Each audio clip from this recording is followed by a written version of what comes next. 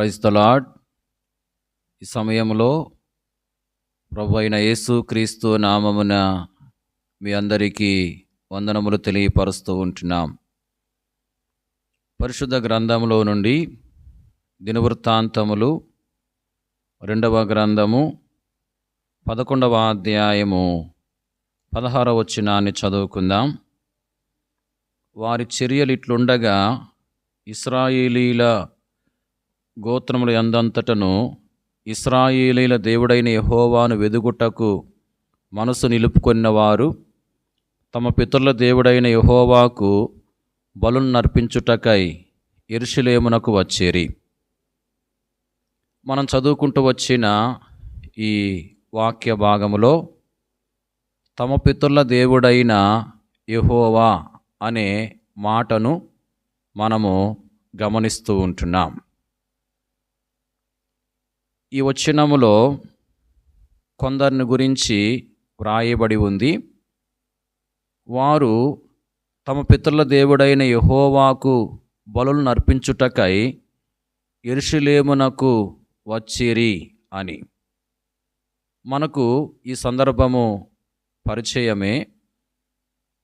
ఇశ్రాయేలీలు 2 భాగాలుగా విడిపోయిన తర్వాత 10 గోత్రాలకు యరొబాము రాజుగా ఉంటూ ఉన్నాడు. యరొబాము 2 బంగారు దూడలను చేయిస్తూ వచ్చినట్లుగా మనము పరిశుద్ధ గ్రంథములో గమనిస్తూ ఉంటున్నాం. ఒకటి బేతేల్లో, ఇంకొకటి దానులో తాను ఉంచాడు.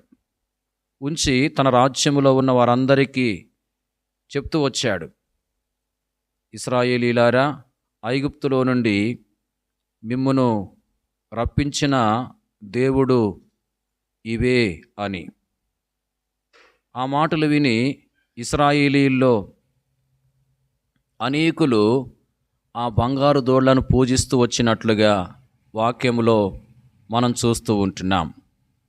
అయితే ఇశ్రాయేలీల దేవుడైన యెహోవాను వెదుకుటకు మనసు నిలుపుకుంటూ వచ్చిన వారు ఏం చేస్తూ వచ్చారంటే, ఆ బంగారు దూడలను పూజించలేదు కానీ తమ పితరుల దేవుడైన యెహోవాకు బలులు నర్పించడానికి యెరూషలేమునకు వచ్చినట్లుగా వాక్యములో వ్రాయబడి ఉంది.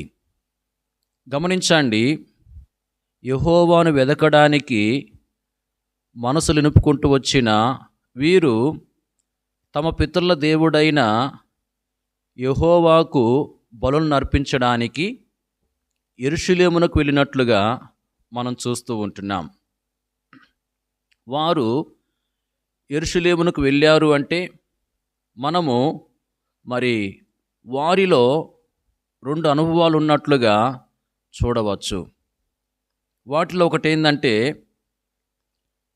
మనము గమనిస్తూ ఉంటున్నాం, దేవుడు ఏదైతే చేయొద్దు అన్నాడో దాన్ని వారు చేయలేదు. పరిశుద్ధ గ్రంథములో మనం గమనించవచ్చు. నిర్గమాకాండము 20వ అధ్యాయము 4వ వచనములో మరి విగ్రహాలను చేసుకోకూడదని, వాటికి సాగిలపడకూడదని, వాటిని పూజించకూడదని దేవుడు ఆజ్ఞాపిస్తూ వచ్చినట్లుగా అక్కడ మనము గమనిస్తూ ఉంటున్నాం. అంటే విగ్రహాలకు నమస్కారం చేయొద్దు అని దేవుడు సెలవిస్తూ వచ్చాడు. మరి గమనించండి, వీరేం చేస్తూ ఉన్నారంటే విగ్రహాలకు నమస్కారం చేయడం లేదు. అంటే యరొబాము నిలిపినటువంటి ఆ బంగారు దూడలకు నమస్కారం చేయడం లేదు, వాటిని పూజించడం లేదు, మరి వాటికి సాగిలపడడం లేదు. అంటే దేవుడు ఏదైతే చేయొద్దు అన్నాడో ఆ కార్యాన్ని వారు చేయకుండా ఉంటున్నారు. అలాగే వారిలో ఉన్న 2వ అనుభవం ఏంటంటే, మనము గమనించవచ్చు. ద్వితీయోపదేశకాండము 12వ అధ్యాయము 5-6 వచనాల్లో దేవుడు ఇశ్రాయేళ్లకు ఆజ్ఞాపిస్తూ వచ్చాడు, మీరు బలులు అర్పించాలంటే మరి ఎక్కడంటే అక్కడ బలిపీఠాలు కట్టి బళ్ళు అర్పించొద్దు. మరి నేను నివాస స్థలముగా ఏ స్థలాన్నైతే ఏర్పరచుకుంటానో అక్కడికే మీరు వెళ్ళాలి, అక్కడే మీ బలులు దహన బలు అర్పించాలి అని చెప్పి దేవుడు వారికి సెలవిస్తూ వచ్చినట్లుగా మనము చూస్తూ ఉంటున్నాం. గమనించండి, మరి దేవుడు ఇక్కడ ఒక కార్యం చేయమని సెలవిస్తూ ఉన్నట్లుగా మనం చూస్తూ ఉంటున్నాం. దేవుడు ఏ స్థలాన్నైతే ఏర్పాటు చేసుకుంటాడో ఆ స్థలానికి వెళ్ళి అక్కడ బలు అర్పించాలని చెప్పి దేవుడు సెలవిస్తూ ఉంటున్నాడు. కాబట్టి ఇక్కడ మరి ఇశ్రాయేలీల దేవుడైన యెహోవాను వెదుకుటకు మనసు నిలుపుకుంటూ వచ్చిన వీరేం చేస్తూ వచ్చారంటే మరి యెరూషలేమునకు వెళ్ళారు. యెరూషలేమునకు వెళ్ళారు అంటే యెరూషలేములో దేవుడు ఏర్పాటు చేసుకుంటూ వచ్చిన స్థలం ఉంది, అంటే మందిరం ఉంది. అక్కడికి వెళ్ళి వాళ్ళు ఏం చేస్తూ వచ్చారంటే బళ్ళు అర్పిస్తూ వచ్చారు. అంటే వారి జీవితంలో మరి దేవుడు ఏదైతే చేయమని చెప్తూ వచ్చాడో దాన్ని వారు చేసిన వారుగా ఉన్నారు. గమనించండి, మరి యెహోవాను వెదుకుటకు మనసు నిలుపుకుంటూ వచ్చిన వీరిని గురించి మనం చూస్తూ ఉంటున్నాం.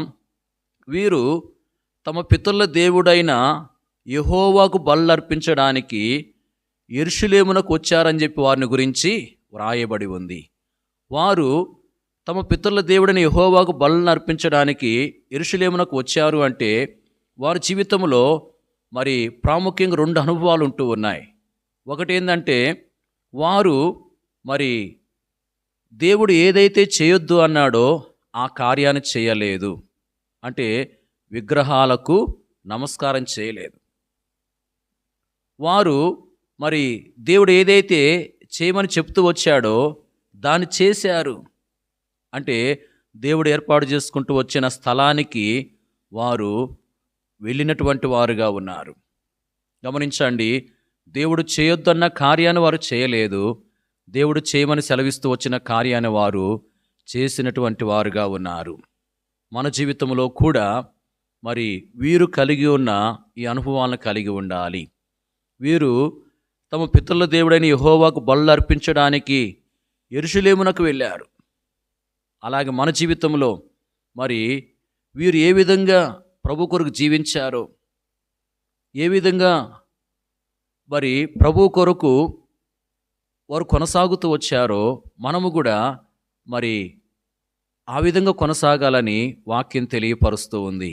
అంటే మనము కూడా దేవుడు చేయొద్దంటున్న కార్యాలను చేయకుండా ఉండాలి, దేవుడు చేయమని సెలవిస్తున్న కార్యాలను చేసేవారంగా ఉండాలి.